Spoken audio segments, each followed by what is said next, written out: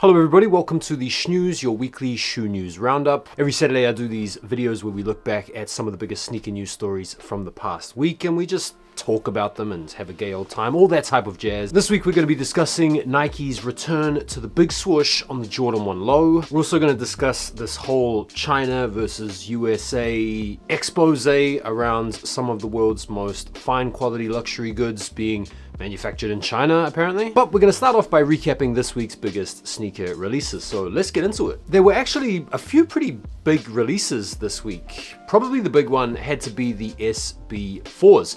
If you guys want to check out my own review that I did on these a couple of days ago, go ahead and click on the video above.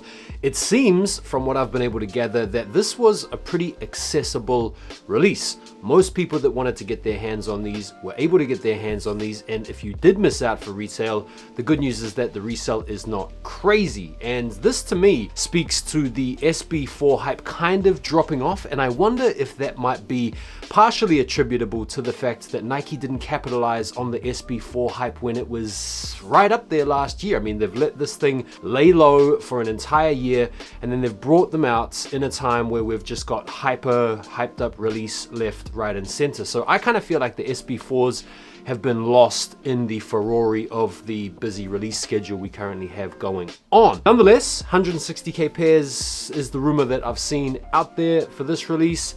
I think it's great that people were able to come up. Very nice shoe in hand, very comfortable on feet, and a very wearable colorway. On the same day, we had the release of the Amamanye Air Jordan 3 Diffused Blues, and these seem to have sold out in most places in the biggest sizes.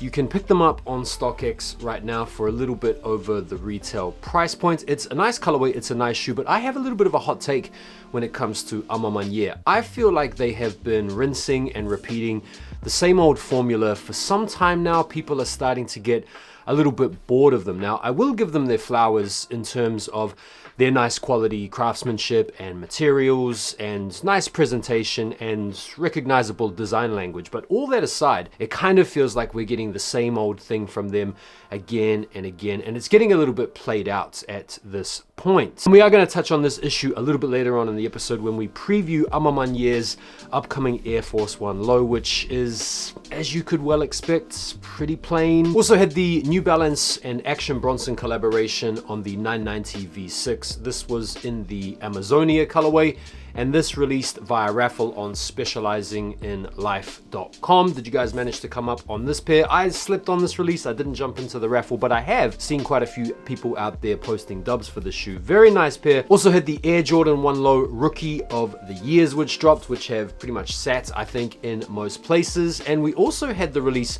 of a pretty exciting golf sneaker. This is a Nike Tour Victory 4 sneaker in, I guess, unofficial collaboration with Justin Timberlake that has been quote unquote made or manufactured in Italy, limited to 1,981 pairs, and looks of a very high quality. So yeah, pretty exciting week of sneaker releases, and there are still plenty more to come this upcoming week to finish off the month, which we will be previewing at the end of the episode. So let's now get into a little bit of news. Right, so let's start things off by talking about a very subtle detail on a sneaker that has a lot of sneakerheads going absolutely bananas.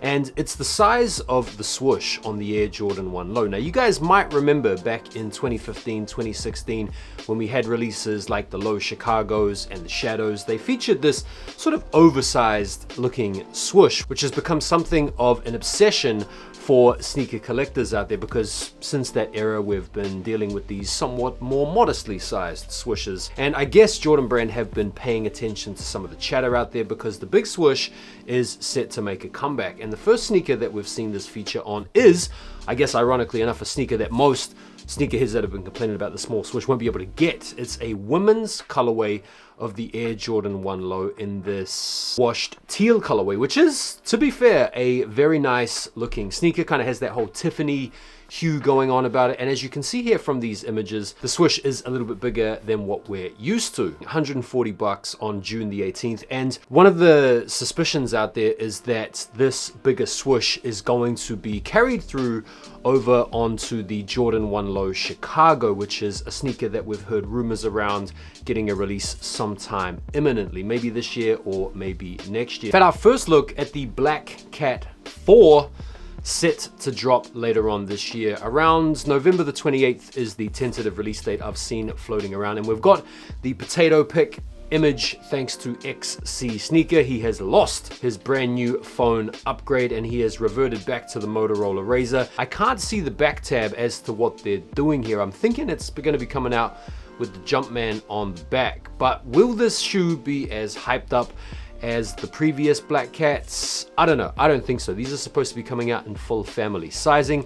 Don't get me wrong, I think they will sell out for sure, but we're not going to see crazy numbers like we did on the last Black Cat from 2020. Nico's next collaboration with Nike is right around the corner. In fact, it's upcoming this coming week on April the 24th. It's on the Air Force 3 again, and it's a Croc pack. And what he's decided to do with this particular release is bling it out, give it that elevated luxury feel, complete with the crocodile skin leather overlays, as well as the blingy logo action on the rear and on the front, as well as this little keychain or this little attachment hang tag type thing that is bejeweled. And both of these shoes are very clean, both of them are very simple, they definitely do the job. So one of the most exciting new Jordan shoes isn't actually a basketball shoe, it's a golf shoe, and this is part of a big drive from Jordan brands to up the ante in the golfing market. Now, as a quick side point, if you don't know, I have started a second channel called Jordan Young Golf TV, where I am talking about all things golf, reviewing golf shoes, as well as taking you guys around with me on a round of golf. So if you are interested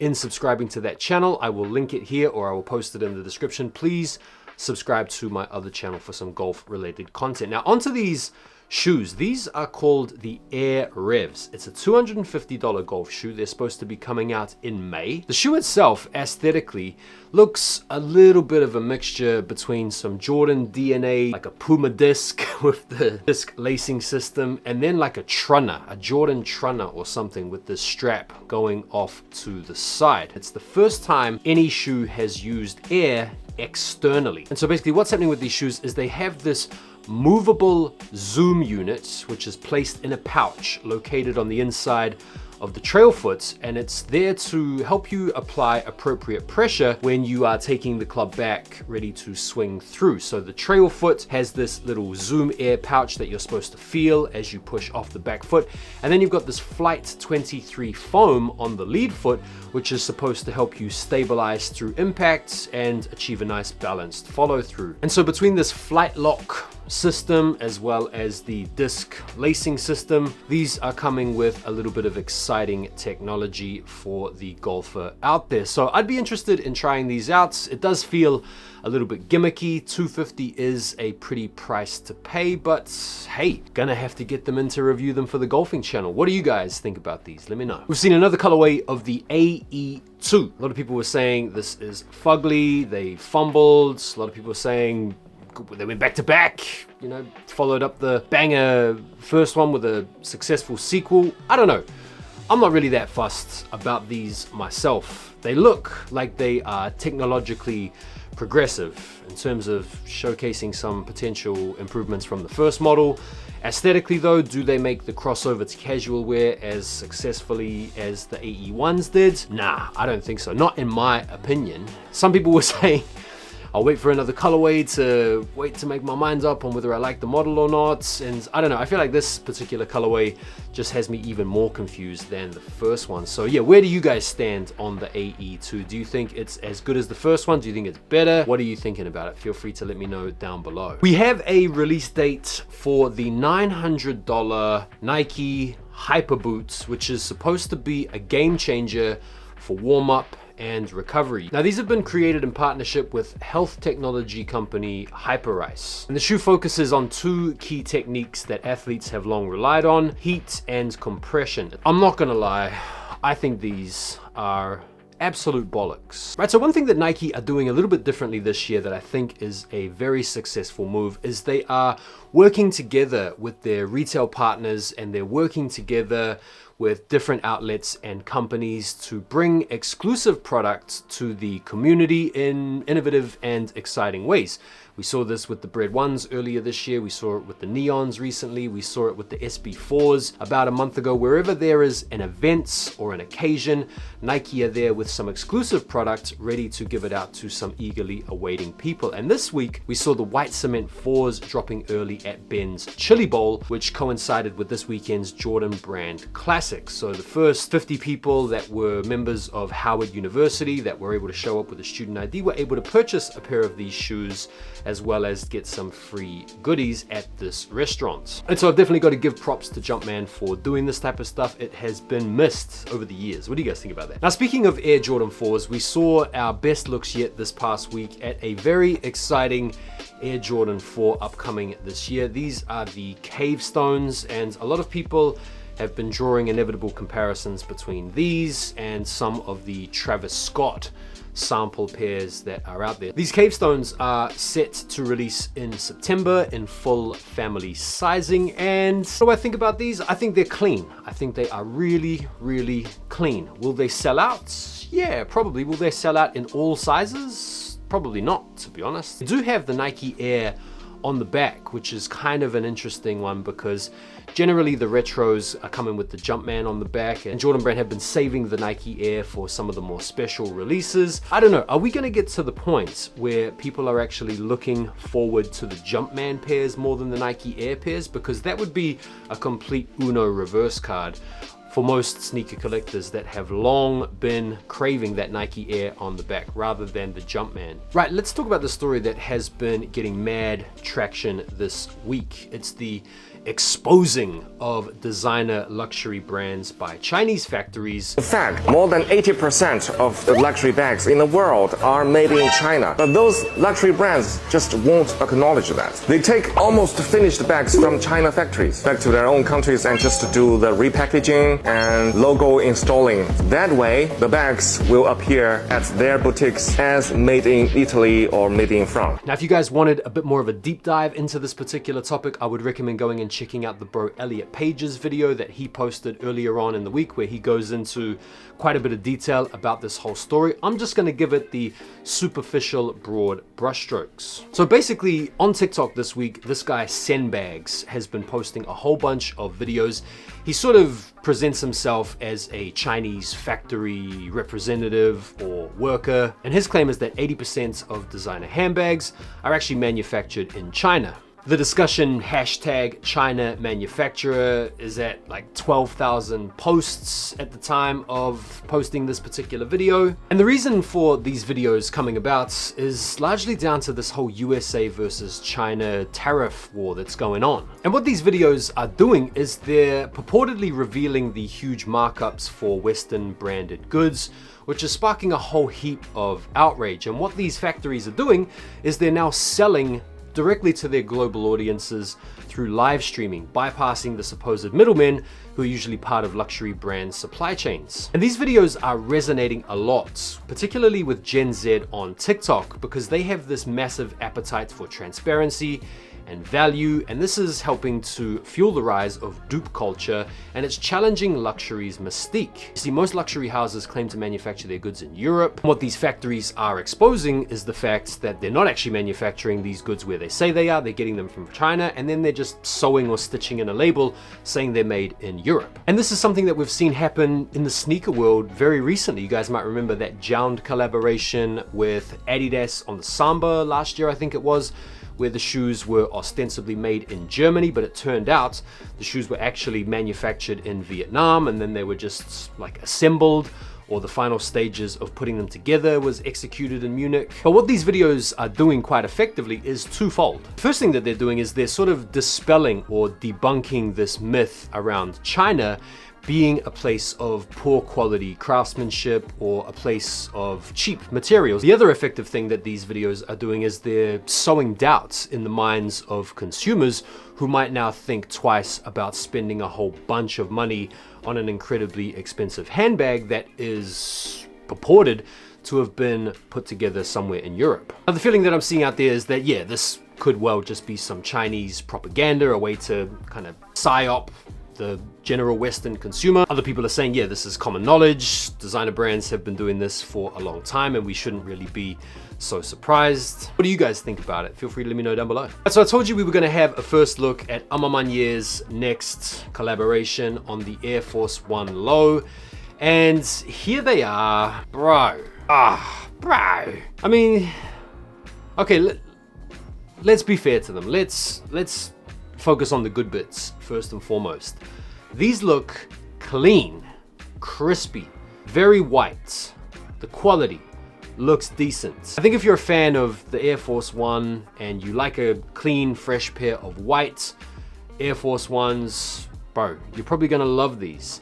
If you're someone like me that likes a bit of storytelling, likes a bit of uniqueness with your collab, then these are just not gonna be it, man. I mean, we have seen this recipe play out very recently. So this dials into what I was talking about earlier with Amamanyeh. I just feel like they're boring these days. I just feel like there's no imagination. Now, on the flip side of exciting sneakers, we have the Infinite Archives Air Jordan 17 Low, which we've seen revealed in another colorway, a Chicago colorway. So now, let me tell you why I think the Jordan 17 is like the hot model right now. And the reason why these are exciting is because these, unlike Air Force Ones or 1s or 3s or 4s or 11s, these have not been completely rinsed to death. This is a model we're not used to seeing stocked up on shelves. Now, it's unclear whether or not this red version is going to be coming out next to the other colorway. I definitely think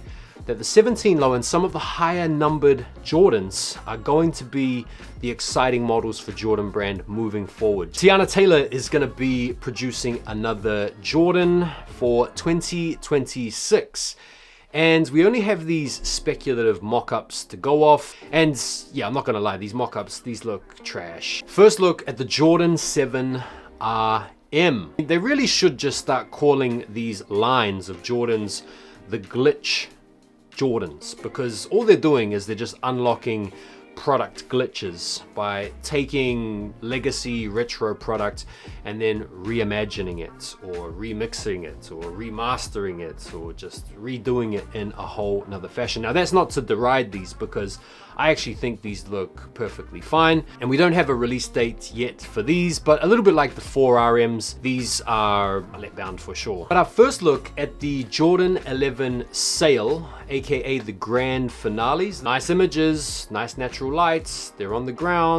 What do I think of these? They look a little bit like a cool gray, got chucked in the washing machine and then hit with the bleach. Another exciting golf shoe announcement set for the holiday season. One of the best Jordans of all time. In fact, you know, it's the last J he was wearing as a Bull. It's the Last Shot 14s, which are getting a golf ready update for the winter. These are supposed to be coming out holiday season, $200, and yeah, they do look nice. We've had the official images of the College Skateboarding Educational Foundation SB Dunks that are set to release early next month, and these look cool. This is a clean shoe, very simple color blocking with the white and the black predominantly on the upper, little logo on the back quarter, oxidized midsole, the multicolored outsole. It's a cool shoe with a cool foundation organization behind them. Got the Jordan Gucci slides coming out this fall. These are called the Sophia slides. This is the rattan colorway, got the jacquard details. I don't know, man.